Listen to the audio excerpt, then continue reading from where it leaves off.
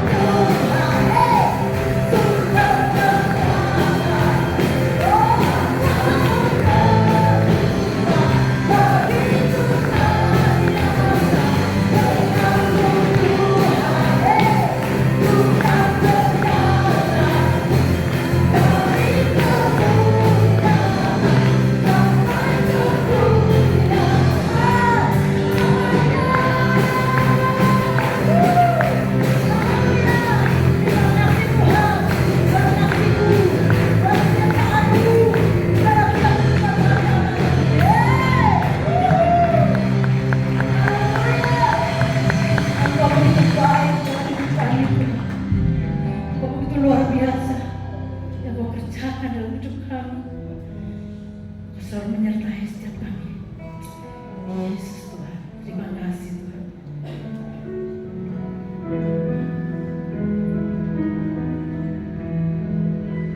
Ada saatnya yang ku alami, tak seperti yang aku ingini. Ku tetapkan hati untuk percaya. Amin saudara, haleluya. Ada saatnya aku hadapi, seringkali atau menyedih.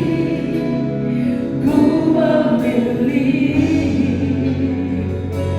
untuk tetap setia. Mari katakan, sampai akhir hidupku, bukan tetap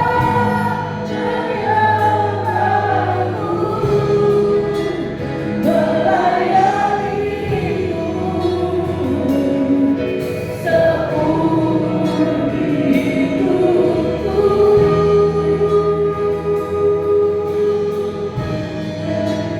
Sampai ku menutup mata,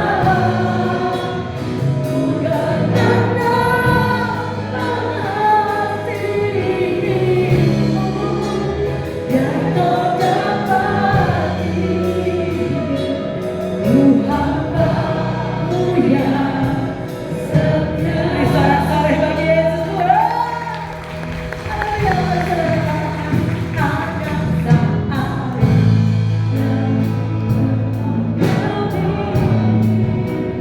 tak seperti yang aku ingin. Ku tetapkan hati untuk percaya.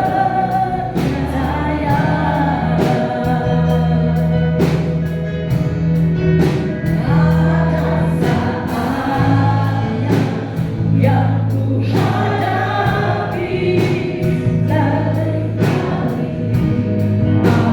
tak mengerti. Ku memilih untuk tetap setia. Kita katakan, sampai akhir hidupku, bukan tetap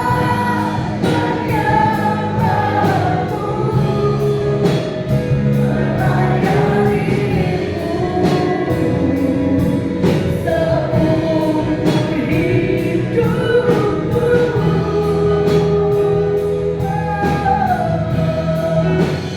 Sampai ku menutup mata, bukan tetap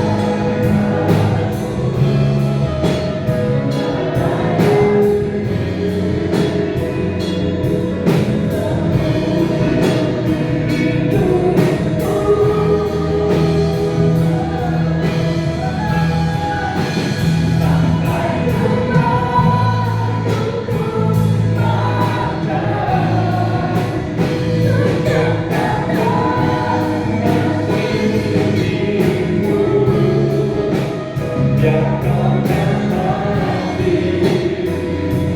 Ku hambamu yang setia. Sampai akhir hidupku, sampai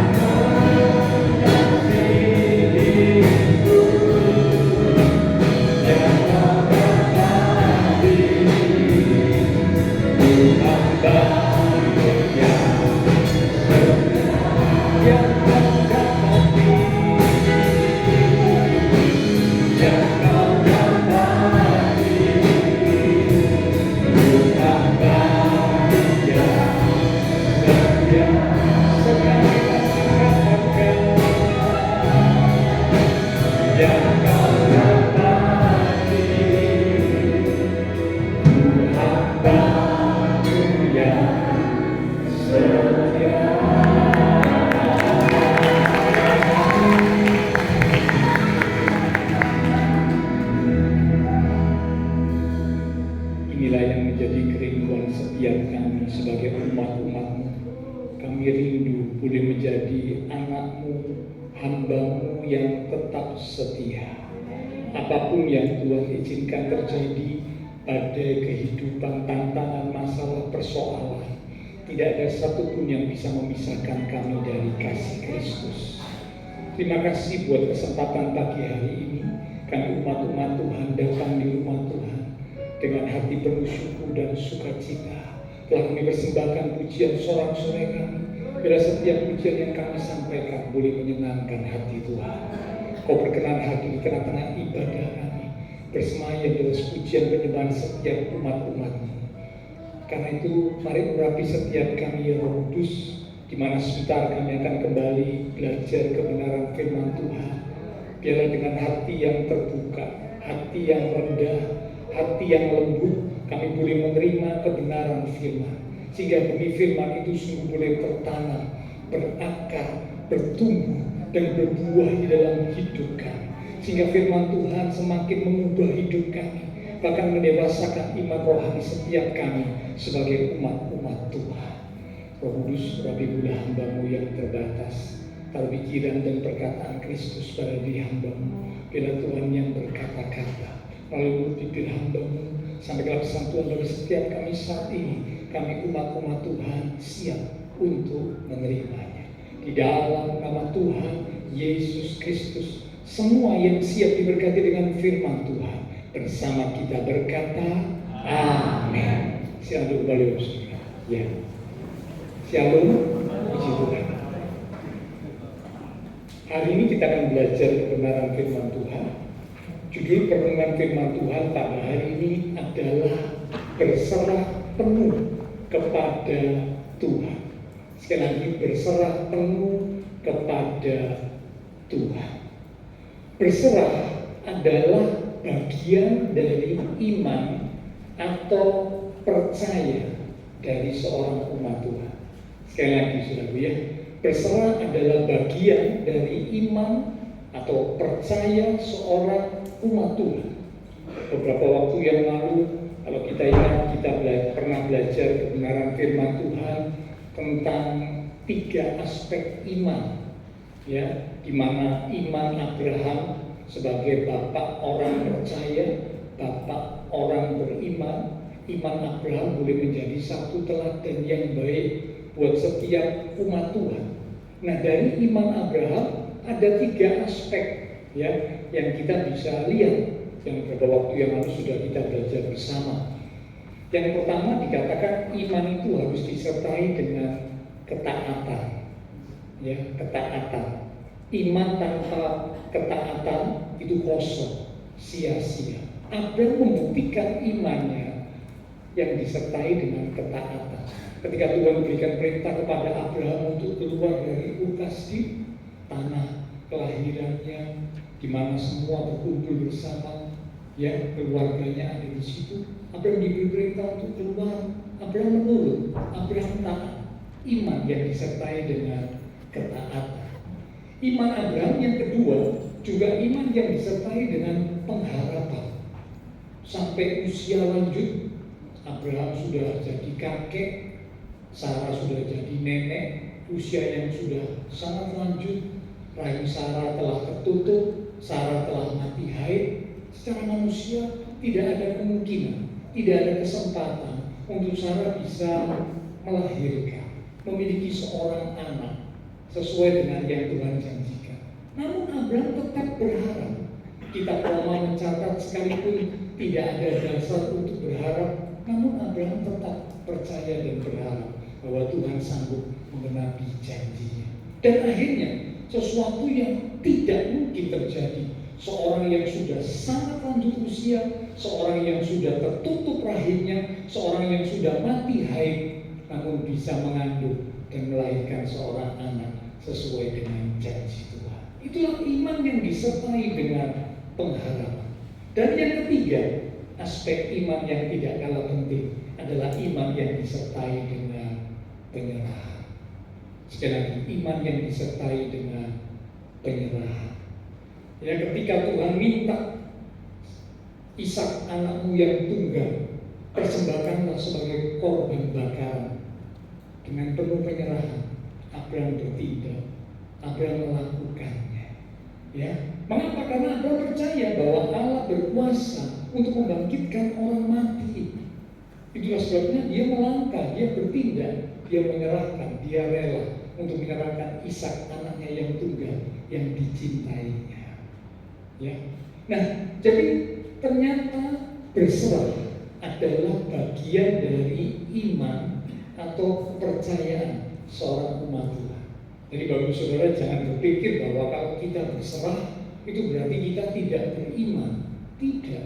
Ternyata berserah itu adalah bagian dari iman, percaya seorang umat Tuhan. Ya, ada kalanya di dalam menjalani kehidupan kita diperhadapkan dengan situasi yang sulit. Ketika tantangan ada di depan kita, kita sudah berdoa, kita sudah berjuang, kita sudah berupaya dengan segala macam cara, tapi sepertinya jalan keluar belum kunjung tiba. Sepertinya tidak ada jalan keluar. Sepertinya semua jalan tertutup. Sepertinya, ya, inilah waktunya, inilah saatnya untuk kita sebagai umat Tuhan belajar berserah penuh kepada Tuhan. Sekali lagi, belajar berserah penuh kepada Tuhan. Mengapa? Karena memang waktu, cara itu adalah bagian Tuhan. Waktu, cara itu adalah area Tuhan. Bagian kita sebagai umat Tuhan percaya, beriman, melangkah dalam ketaatan, tetap berharap, dan juga berserah. Tetapi soal waktu, kapan, soal cara, bagaimana pertolongan Tuhan, bagaimana bentuknya, itu adalah area Tuhan, bagian Tuhan. Ya, mari kita akan lihat satu kisah, saudara, ya, yang bisa kita perbandingkan dari kisah anak Yairus dan seorang wanita yang mengalami sakit pendarahan. Itu ada di perikop Lukas pada pasal yang ke-8 di ayat yang ke-40 mulai. Lukas 8 ayat 40 mulai. Perikopnya berjudul Tuhan Yesus membangkitkan anak Yairus dan menyembuhkan seorang perempuan yang sakit pendarahan. Saya bacakan dengan cepat, ya. Ketika Tuhan Yesus kembali, orang banyak menyambut dia sebab mereka semua menanti-nantikan dia. Maka datanglah seorang yang bernama Yairus. Ia adalah kepala rumah ibadat. Sambil tersungkur di depan kaki Tuhan Yesus, ia memohon kepadanya supaya Tuhan Yesus datang ke rumahnya. Karena anaknya perempuan yang satu-satunya yang berumur kira-kira 12 tahun hampir mati. Dalam perjalanan ke situ, Tuhan Yesus didesak-desak orang banyak.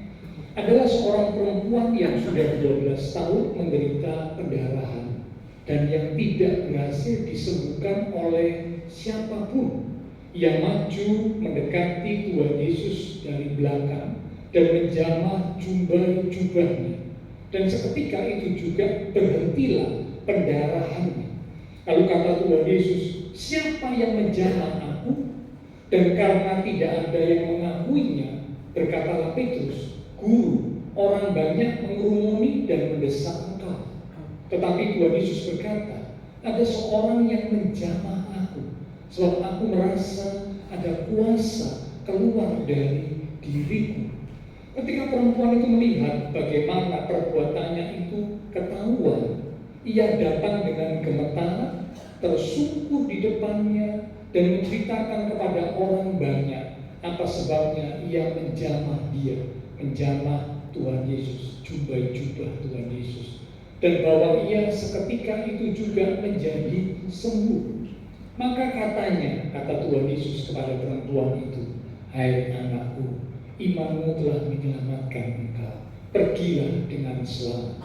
Ketika Tuhan Yesus masih berbicara, datanglah seorang dari keluarga kepala rumah ibadat itu dan berkata, "Anakmu sudah mati.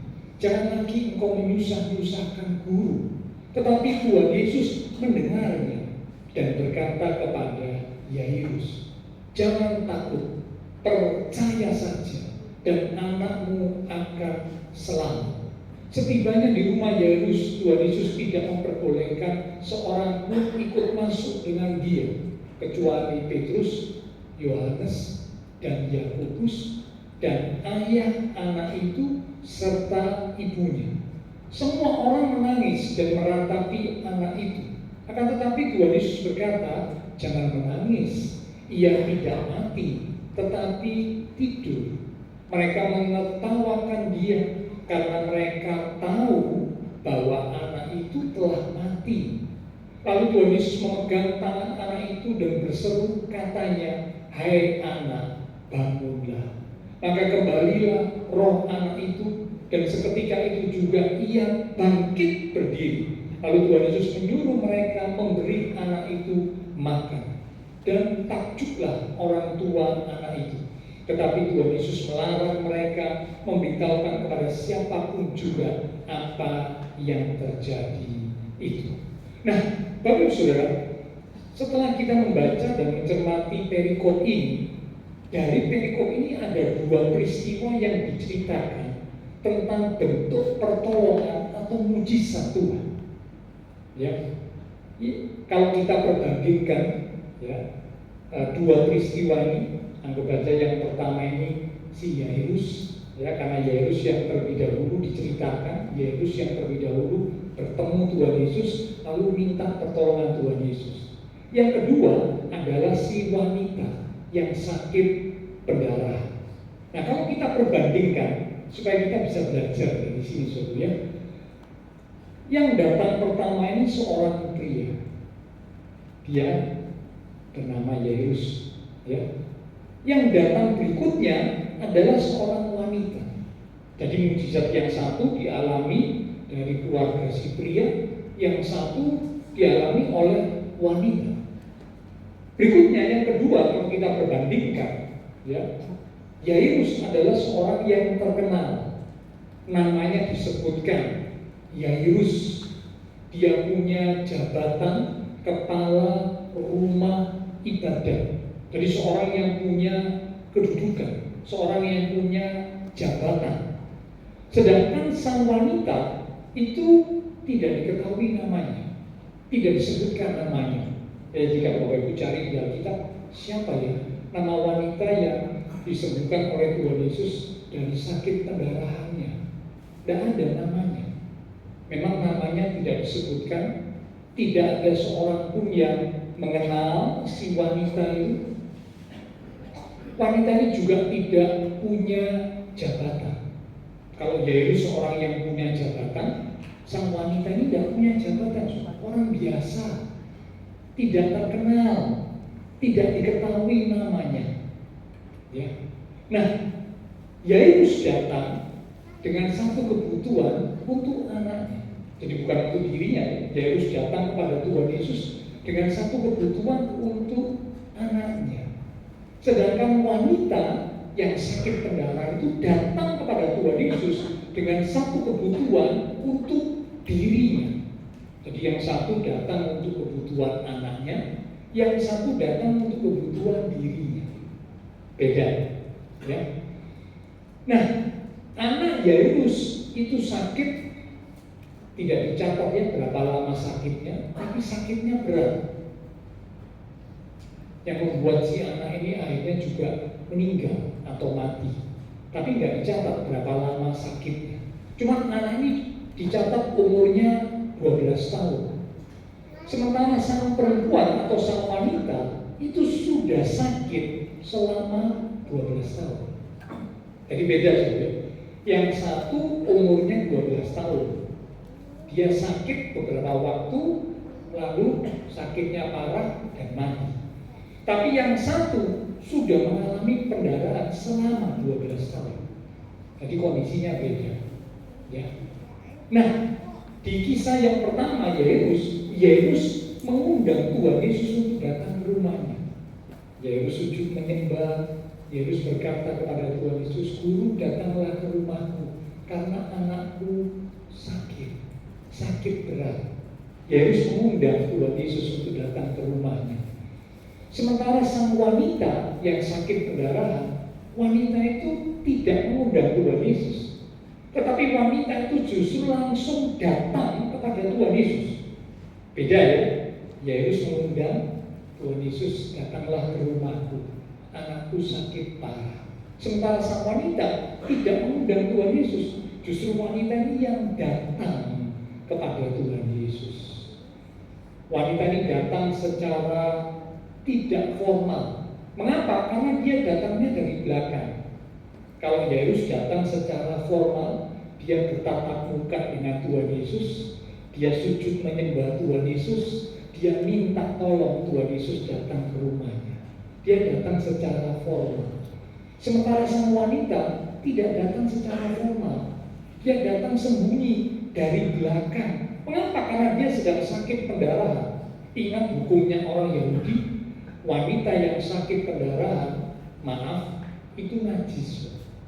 Siapa yang tersentuh dengan wanita yang sakit pendarahan menjadi najis. Itu hukumnya seperti itu. Karena itu wanita yang sakit pendarahan tidak boleh menyentuh orang lain, termasuk juga keluarganya. Tidak boleh.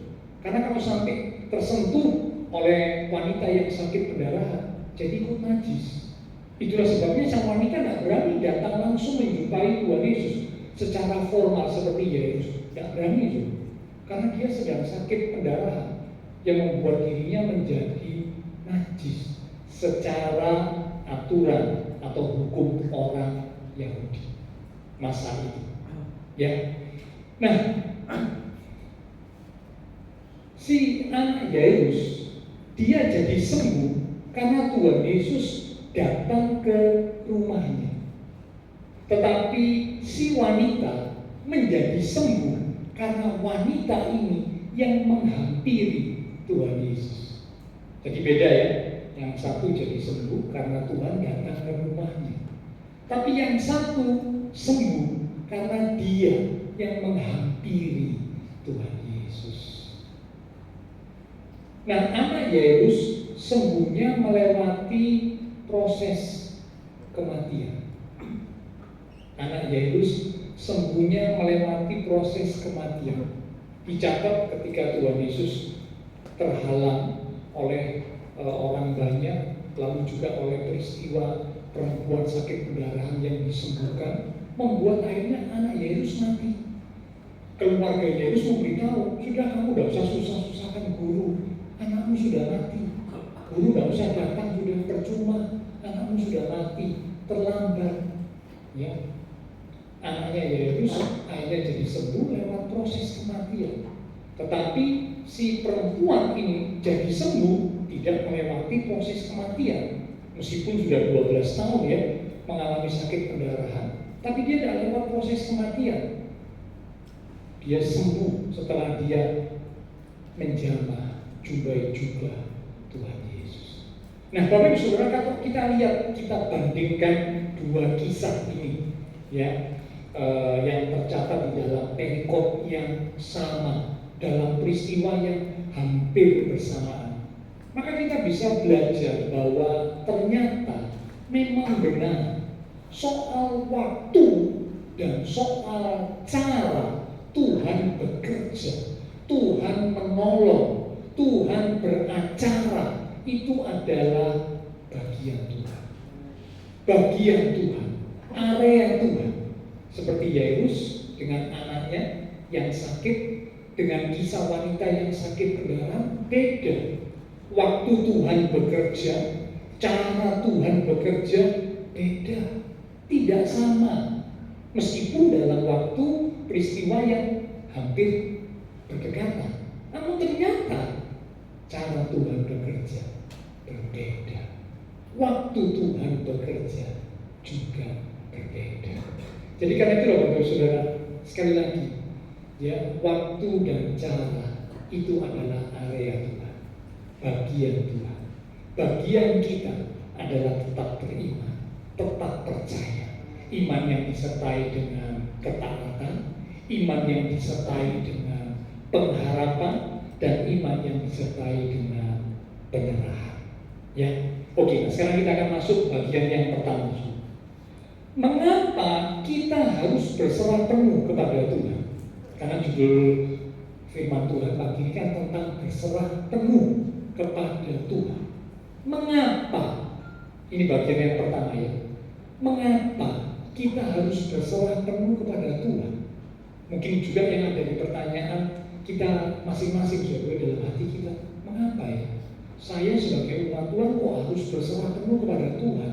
Mengapa? Apa sebabnya kita sebagai umat Tuhan harus berserah penuh kepada Tuhan?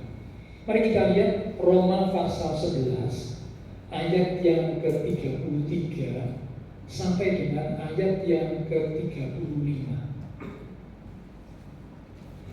Ini alasan utama, apa sebabnya, mengapa kita sebagai umat Tuhan harus berserah penuh kepada Tuhan. Roma 11 ayat 33 mulai. Demikian firman Tuhan. Oh, alangkah dalamnya kekayaan, hikmat, dan pengetahuan Allah. Sungguh tak terselidiki keputusan-keputusannya, dan sungguh tak terselami jalan-jalannya. Sebab siapakah yang mengetahui pikiran Tuhan? Atau siapakah yang pernah menjadi penasehatnya? Atau siapakah yang pernah memberikan sesuatu kepadanya sehingga ia harus menggantikannya?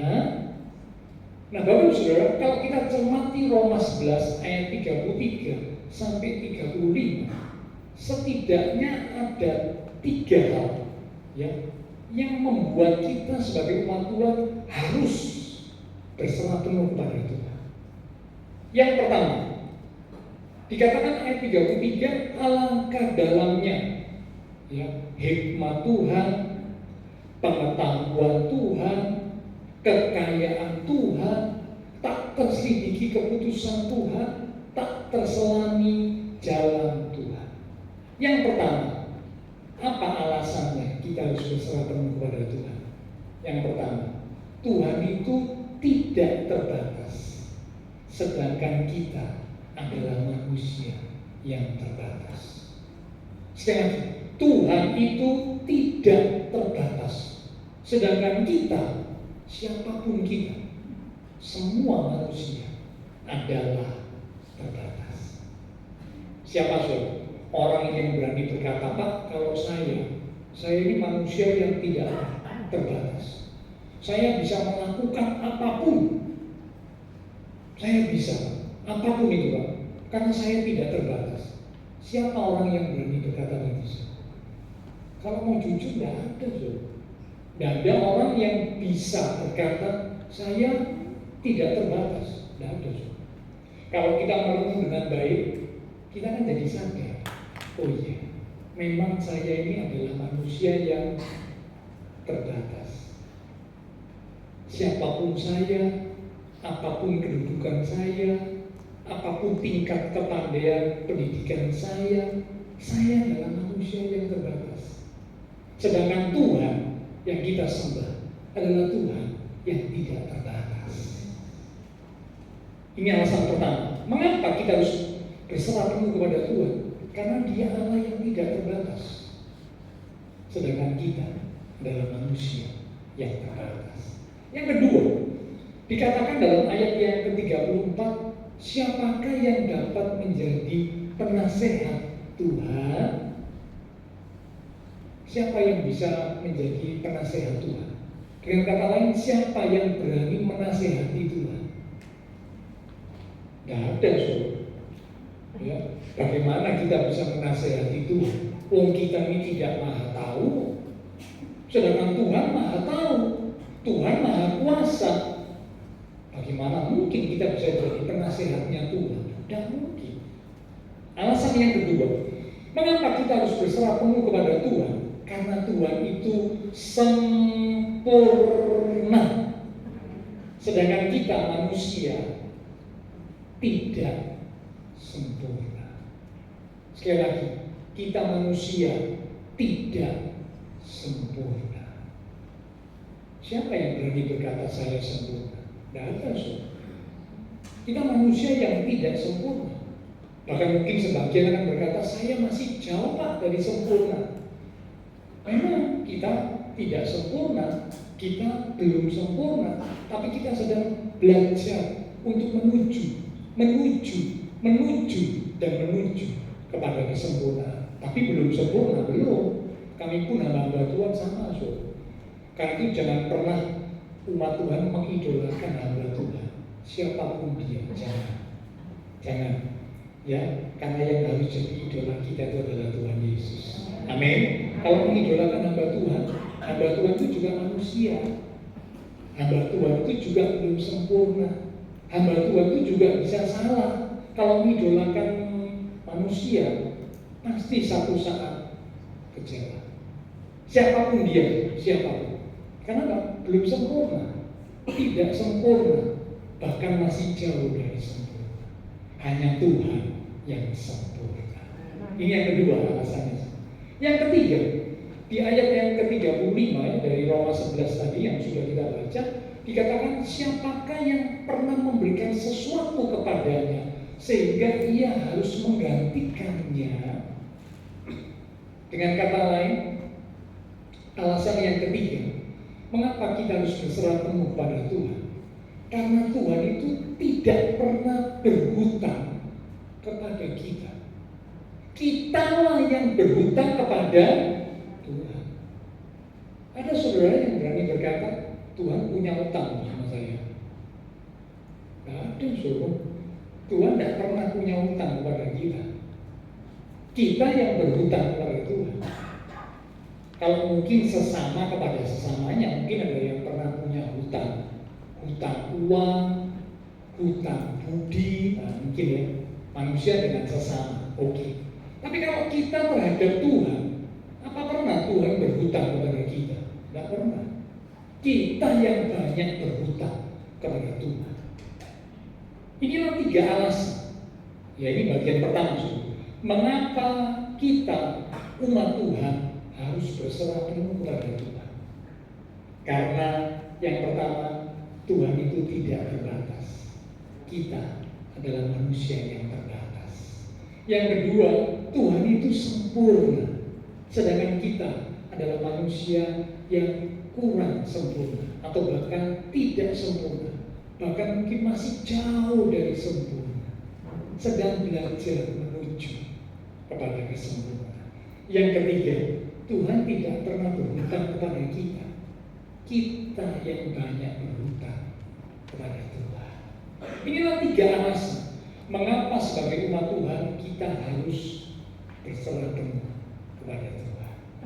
Ya, jadi kita sekarang jadi mengerti, ya, kita jadi sadar, ya, tidak ada alasan untuk umat Tuhan berkata saya tidak mau berserah penuh kepada Tuhan. Karena memang dari alasan ini kita bisa tahu benarnya Tuhan yang saya sembah itu Tuhan yang tidak terbatas, Tuhan yang sempurna, Tuhan yang tidak punya hutang kepada saya. Sementara saya adalah manusia yang terbatas, manusia yang tidak sempurna, manusia yang banyak berhutang kepada Tuhan. Itulah sebabnya saya harus belajar untuk berserah penuh kepada Tuhan. Oke, ini bagian yang pertama. Sekarang bagian yang kedua. Ciri orang yang berserah penuh kepada Tuhan itu bagaimana? Jadi menjadi cross check buat kita ya, introspeksi buat kita. Kita nggak perlu introspeksi orang lain, ya, karena setiap pribadi itu berurusan dengan Tuhan. Jadi karena itu kita nggak perlu menilai, nggak perlu mengintrospeksi orang lain, nggak perlu. Yang perlu itu kita menilai dan mengintrospeksi diri kita sendiri, karena setiap pribadi berurusan dengan Tuhan. Nah, sekarang kita lihat ciri orang yang berserah penuh kepada Tuhan itu bagaimana cirinya. Ya, setidaknya ada 3 ciri yang boleh menjadi satu pembelajaran, ya, untuk kita introspeksi. Saya sudah menjadi orang yang berserah penuh kepada Tuhan atau belum? Yang pertama, ciri orang yang berserah penuh kepada Tuhan yang pertama adalah tidak memberontak kepada Tuhan. Tidak memberontak kepada Tuhan. Kalau tidak memberontak, berarti dengan kata lain menanti-nantikan Tuhan. Ya. Bentuk berontak kepada Tuhan itu ada 2. Ya. Bentuk orang yang berontak kepada Tuhan itu setidaknya ada 2. Yang pertama, ada orang yang berontak kepada Tuhan dengan lari dari Tuhan. Lari dari Tuhan, menjauh dari Tuhan, meninggalkan Tuhan. Nah, kita memberikan contoh Yunus. Yunus ini nabi, bukan umat Tuhan biasa, nabi. Orang yang dipakai Tuhan. Tapi satu ketika Tuhan kasih perintah, Yunus pergi ke Niniwe, serukan seruan pertobatan, kalau tidak Niniwe akan kuhancurkan. Yunus menolak, Yunus berontak. Berontaknya dengan cara bagaimana? Dia tidak berangkat ke Niniwe, tapi dia berangkat ke arah yang berlawanan. Ini berontak. Bentuk pemberontakan kepada Tuhan yang pertama adalah lari dari Tuhan. Mungkin ada panggilan Tuhan atas kita, mungkin ada kehendak maksud Tuhan atas kita, tapi kita merasa kok saya tidak mau, saya tidak cocok ya. Lalu kita lari dari Tuhan, menjauh dari Tuhan. Ini termasuk berontak. Bentuk pemberontakan kepada Tuhan yang kedua adalah tidak terima, protes keras kepada Tuhan. Nah, ini bentuk yang kedua ini frontal sifatnya ya. Kalau yang pertama tidak protes, tidak frontal, tidak, tapi menjauh dari Tuhan. Diam-diam pergi menjauh dari Tuhan. Tapi kalau bentuk pemberontakan yang kedua beda, sifatnya frontal, langsung protes kepada Tuhan. Nah, ini kisahnya seperti siapa? Seperti bangsa Israel. Bangsa Israel itu paling sering protes kepada Tuhan. Kalau Bapak Ibu baca ya perjalanan di padang gurun, wah sudah bolak-balik berulang kali protes kepada Tuhan. Protes kepada Musa, yang berarti protes kepada Tuhan. Ini bangsa Israel. Ya, jadi ciri yang pertama, umat Tuhan yang berserah penuh kepada Tuhan, dia tidak akan berontak kepada Tuhan. Entah itu bentuknya lari dari Tuhan, atau mungkin secara frontal protes keras kepada Tuhan. Tidak. Ya, tapi dia menanti-nantikan Tuhan. Ini ciri yang pertama. Umat Tuhan yang berserah penuh kepada Tuhan, dia tidak memberontak kepada Tuhan. Ciri yang kedua, umat Tuhan yang berserah penuh kepada Tuhan, dia tidak menuruti keinginannya sendiri. Tidak menuruti keinginannya sendiri.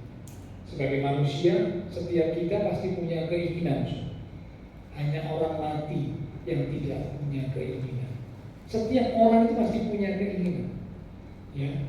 Tetapi masalahnya, ketika keinginan itu ada dalam hati pikiran kita, apakah kita memaksa keinginan kita harus terwujud, keinginan kita harus terjadi, sebagai umat Tuhan kita juga seperti itu. Memang kita bisa punya keinginan, tapi pertanyaannya, apakah kita mengharuskan, mewajibkan, memaksa bahwa setiap keinginan kita harus terwujud, harus terjadi, harus terpenuhi? Kalau umat Tuhan selalu berharap keinginannya terpenuhi, itu berarti belum berserah penuh kepada Tuhan. Umat Tuhan yang belajar berserah penuh kepada Tuhan, dia tidak memaksakan keinginan, dia menyerahkan keinginannya kepada Tuhan. Dia bukan kehendakku yang jadi, tapi kehendak Tuhan yang jadi. Ya, teladan Tuhan Yesus waktu di Taman Getsemani seperti itu. Doa Bapa kami juga seperti itu. Jadilah kehendakmu di bumi seperti di surga. Ini bicara tentang orang yang tidak memaksa Tuhan, tidak memaksa untuk menuruti keinginannya, tidak memaksa bahwa setiap keinginannya harus terjadi. Tidak. Dia berserah penuh kepada Tuhan. Dia serahkan semuanya kepada Tuhan. Biar kehendak Tuhan yang jadi. Ciri yang ketiga, umat Tuhan yang berserah penuh kepada Tuhan. Yang pertama, tidak berontak kepada Tuhan. Yang kedua, tidak menuruti keinginan sendiri, tidak memaksa setiap keinginannya harus terjadi. Yang ketiga, umat Tuhan yang berserah penuh kepada Tuhan punya ciri yang ketiga adalah tetap berbuat baik dan benar. Tetap berbuat baik dan benar. Ini tidak mudah. Kalau semua berjalan baik, kita berbuat baik, itu lebih mudah. Tetapi ketika terjadi sesuatu yang membuat kita merasa berat karena kesulitan, tantangan yang kita hadapi, atau mungkin kita mendapat perlakuan yang buruk, perlakuan yang jahat, bagaimana? Apakah kita tetap berbuat baik dan benar, atau kita jadi kecewa? Lalu kita putuskan, sudah, saya tidak mau lagi lakukan yang baik, saya tidak mau lagi lakukan yang benar. Percuma, saya sudah lakukan yang baik, hidup saya banyak kesulitan. Percuma, saya sudah lakukan yang baik, orang melakukan yang buruk kepada saya. Percuma. Nah, umat Tuhan yang berserah penuh kepada Tuhan, dia akan tetap berbuat baik dan benar. Seperti kisah Yusuf. Yusuf anaknya Yakub, Yusuf dalam perjanjian lama, ya, ketika dia dibuang ya ke sumur, lalu kemudian dia dijual sebagai budak. Di tempat dia bekerja sebagai budak, dia tetap berbuat baik dan benar. Dia difitnah sampai akhirnya masuk penjara. Di dalam penjara dia tetap berbuat baik dan benar.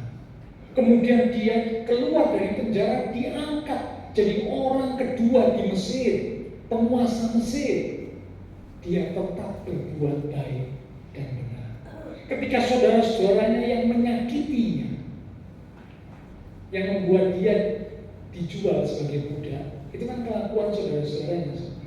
Ya, saudara-saudaranya datang sujud menyembah, dia tidak membalas dengan yang jahat. Ini bukti bahwa Yusuf berserah penuh kepada Tuhan.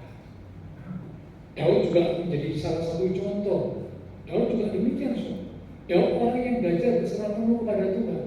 Dia dapat perlakuan yang buruk dari Saul, mertuanya. Dia tidak membalas.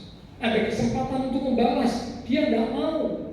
Dia berkata, bagaimana mungkin aku mengusik orang yang diurapi Tuhan. Ketika Simei, anak buah Saul, melemparkan batu kepada Daud, waktu itu Daud sedang dikudeta oleh Absalom anaknya, sehingga Daud harus keluar dari istana karena istana sedang dikuasai oleh Absalom, anak Daud yang berontak, yang mengkudeta ayahnya.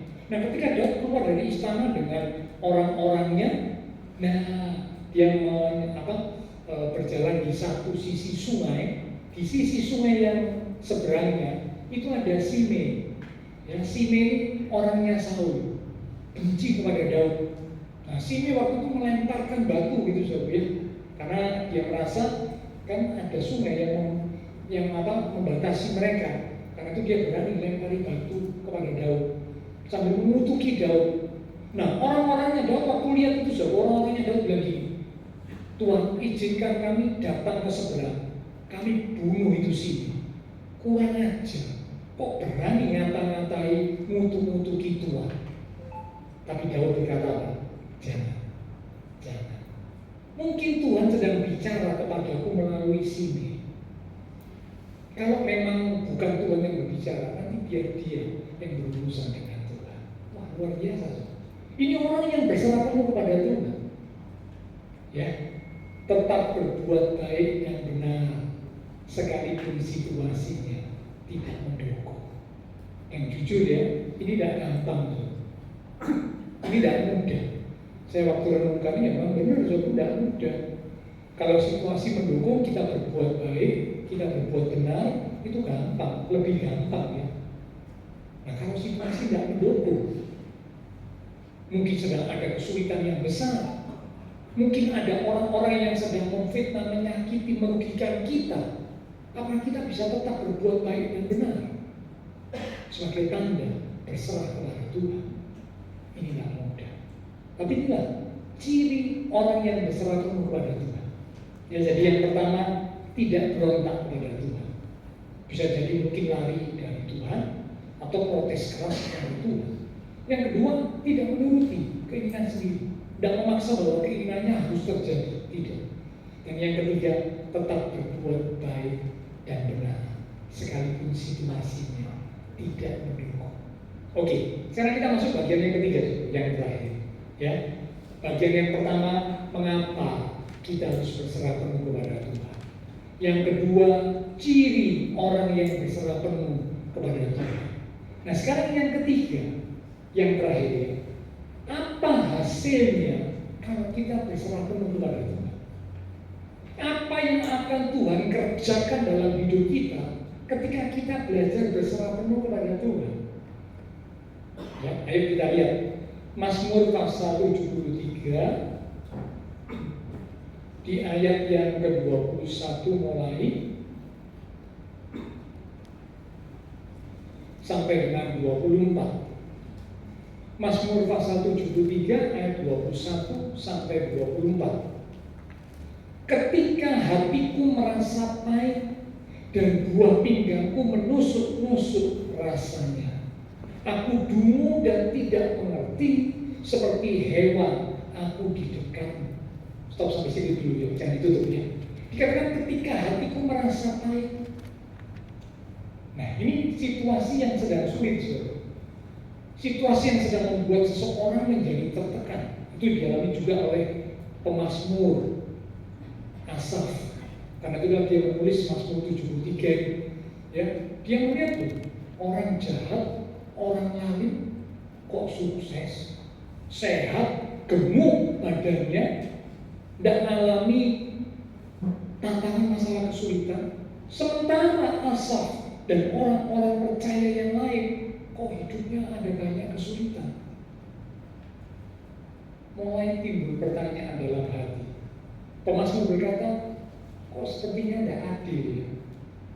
Kami yang mau belajar hidup benar mengalami tantangan masalah kesulitan, sementara mereka orang fasik, orang lalim, yang hidupnya tidak karu-karuan, hidupnya tidak benar, melawan kehendak Tuhan, sehat, gemuk, sukses. Di mana keadilan Tuhan? Ya, itu dialami. Nah, ini situasi yang tidak enak, situasi yang sulit. Mungkin ada juga di antara kita yang mengalami seperti itu, atau mungkin ada kesulitan-kesulitan yang lain yang sedang kita alami, sehingga hati kita rasanya pahit, hati kita rasanya berat, hati kita rasanya tertekan. Ayo sekarang kita lihat ya ayat 23. Tetapi aku tetap di dekatmu. Dalam situasi yang tertekan, pemazmur berkata, aku tetap mau di dekatmu Tuhan. Lanjut, engkau memegang tangan kananku. Stop sampai sini. Hasil yang pertama, orang yang belajar berserah penuh kepada Tuhan seperti pemazmur, meskipun hatinya pahit, lagi ngalami tekanan karena melihat sepertinya ada keadaan yang tidak adil sedang terjadi, tapi pemazmur berkata, aku mau tetap dekat Tuhan. Dengan kata lain, aku mau tetap belajar berserah penuh kepada Tuhan. Apa hasilnya? Apa yang Tuhan kerjakan? Dikatakan ayat 23 bagian akhir, engkau Tuhan memegang tangan kananku. Hasil yang pertama, kalau umat Tuhan berserah penuh kepada Tuhan, dikatakan Tuhan akan pegang tangan kita. Tuhan akan pegang tangan kita. Kadang-kadang tantangan masalah kesulitan itu seolah-olah membuat kita jadi lemah, membuat kita menjadi merasa tidak berdaya, membuat kita rasanya seperti mau jatuh gitu jauh ya. Tapi ayat ini berkata kalau kita belajar berserah penuh kepada Tuhan, Tuhan yang pegang tangan kita, bukan kita yang pegang Tuhan. Kalau kita yang pegang Tuhan, kekuatan tangan kita megang Tuhan itu terbatas. Karena kan kita manusia yang terbatas ya, kekuatan kita juga terbatas. Tapi dikatakan Tuhan yang pegang tangan kita. Tangan Tuhan yang kuat, kekuatan Tuhan yang tidak terbatas. Tangan Tuhan yang kuat dengan kekuatan yang tidak terbatas, itu yang pegang tangan kita. Sehingga walaupun lemah, walaupun merasa tidak berdaya, tapi tidak sampai jatuh tergeletak. Mengapa? Karena Tuhan yang menopang. Mengapa? Karena Tuhan yang pegang tangan kita. Wow, ini luar biasa. Jadi kalau Bapak Ibu Saudara saya belajar berserah penuh pada Tuhan, sampai pada satu titik mungkin secara manusia kita merasa lemah, tidak berdaya, tapi kita tidak akan jatuh, kita tidak akan hancur. Kenapa? Karena Tuhan yang pegang tangan kita. Ini hasil yang pertama. Ini yang Tuhan kerjakan yang pertama atas orang yang berserah penuh pada Tuhan. Yang kedua, ayat 24. Dengan nasihatmu engkau menuntun aku. Dengan nasihatmu, munya besar ya, nasihat Tuhan. Kalau yang pertama Tuhan pegang tangan kita, sehingga kita tidak akan jatuh tergeletak. Yang kedua, dikatakan Tuhan memberi nasihatnya untuk menuntun kita.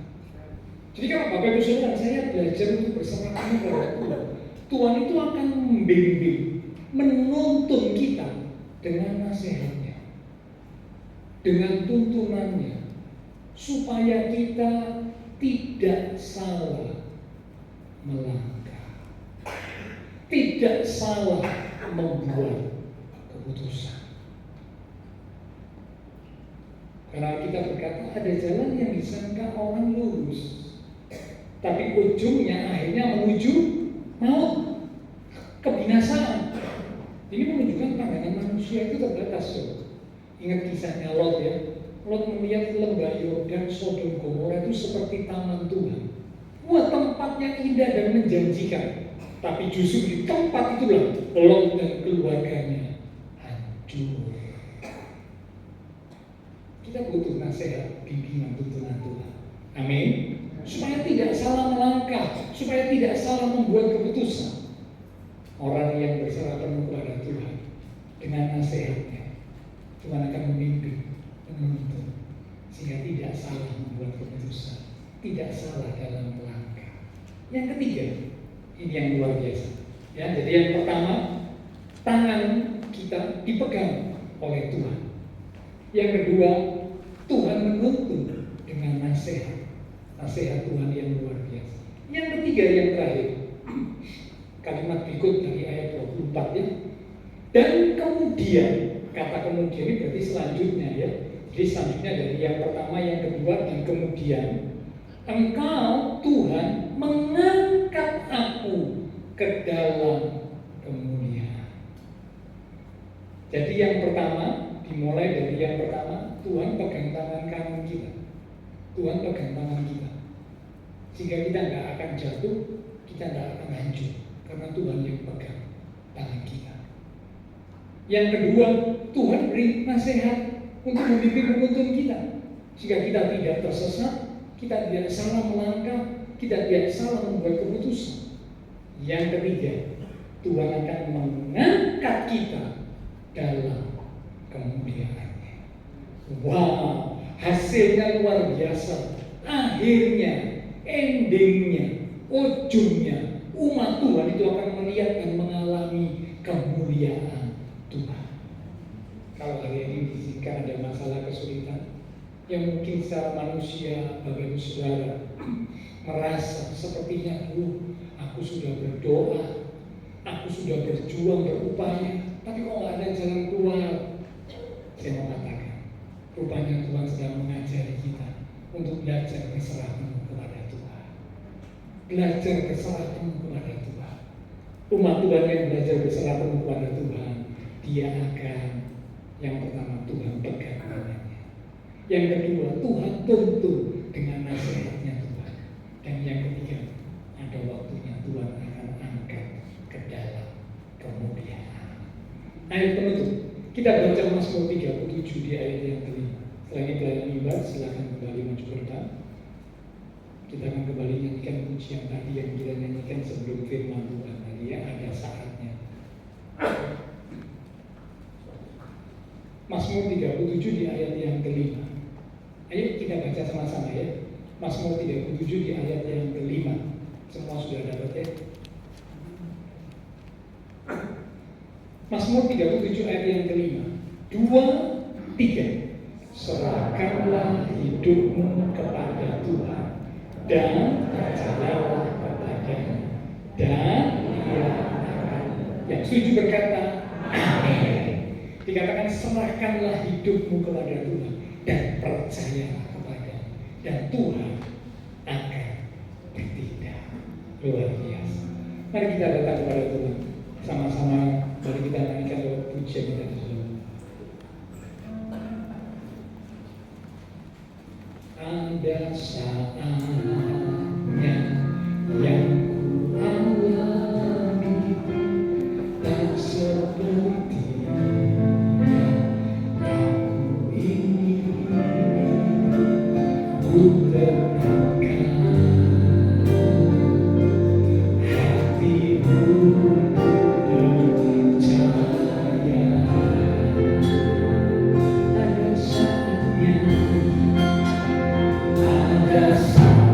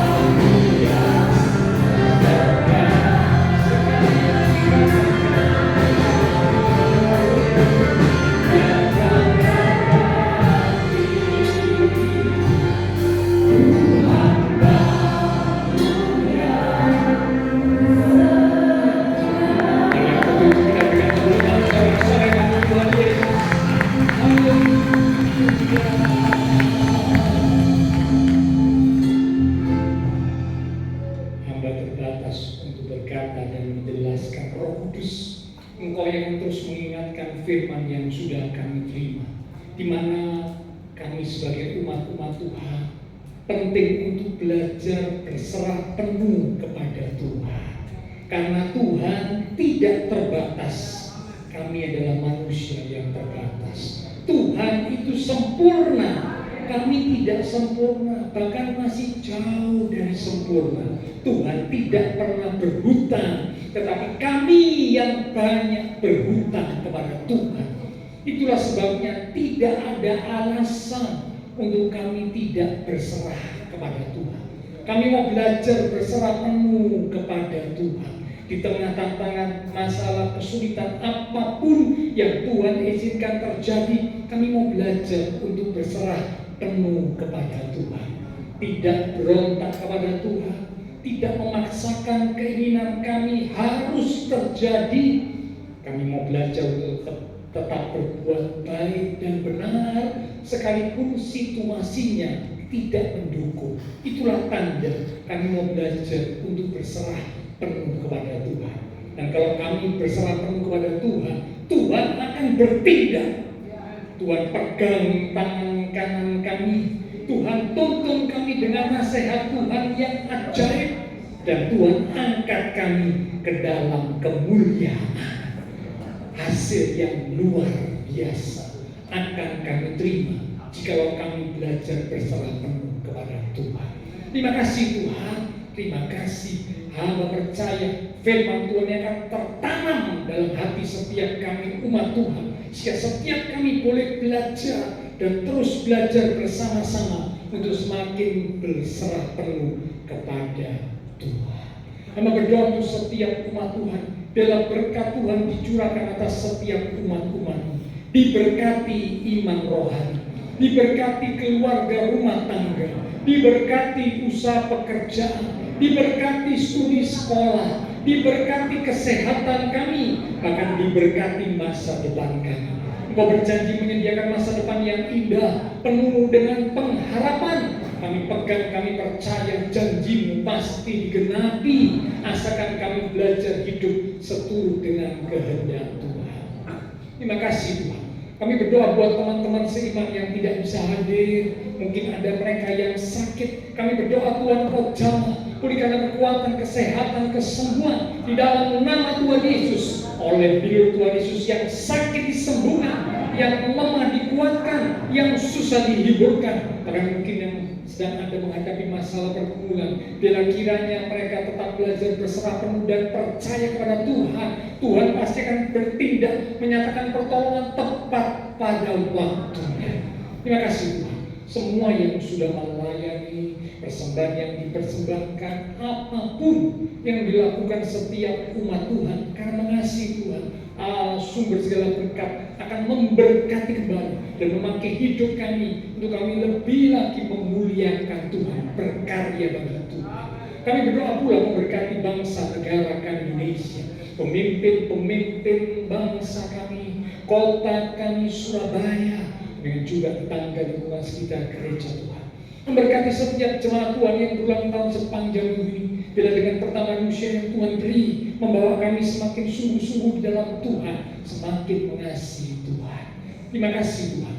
Setelah selesai ibadah, kami akan bisa satu dengan yang lain, kembali ke aktivitas kami, kembali ke keluarga rumah tangga kami. Biarlah segala berkat, anugerah, damai, sukacita yang melimpah dari Allah Bapa Surgawi, kasih Tuhan Yesus Kristus, dan persekutuan dengan kuasa Roh Kudus akan terus memimpin menuntun langkah kehidupan setiap kita.